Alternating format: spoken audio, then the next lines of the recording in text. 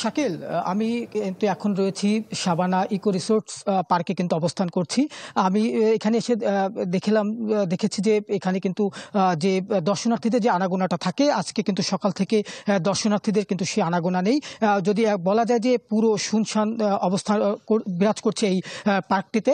আমি গতকাল সোমবার থেকে এই পার্কের দর্শনার্থীদের জন্য সাময়িকভাবে বন্ধ ঘোষণা করে পার্ক কর্তৃপক্ষ। আমি পার্ক কর্তৃপক্ষের সাথে কথা বলেছি, তারা কিন্তু আমাদেরকে জানিয়েছেন যে সার্ভার ত্রুটির কারণে এই পার্কটি সাময়িকভাবে বন্ধ ঘোষণা করা হয়েছে। তবে এখন পর্যন্ত আমরা কিন্তু পার্কের যে যারা দায়িত্বে রয়েছেন তারা কিন্তু আনুষ্ঠানিকভাবে কিন্তু এখন পর্যন্ত সংবাদ মাধ্যমকে তারা জানাননি যে আসলে এটি সার্ভার সমস্যার কারণে বন্ধ হয়েছে নাকি অন্য কোনো কারণে বন্ধ করা হয়েছে, সেটি কিন্তু আসলে আমাদেরকে তারা জানাননি।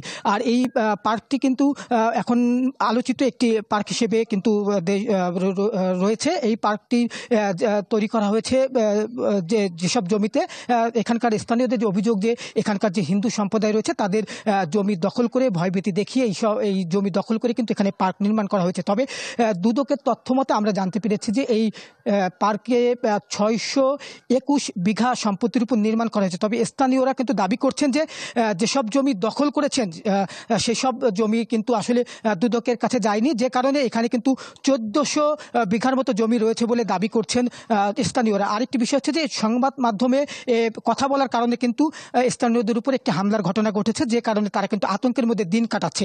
আমার কাছে এই ছিল সাবানা ইকো রিসোর্ট পার্কের সবশেষ খবর।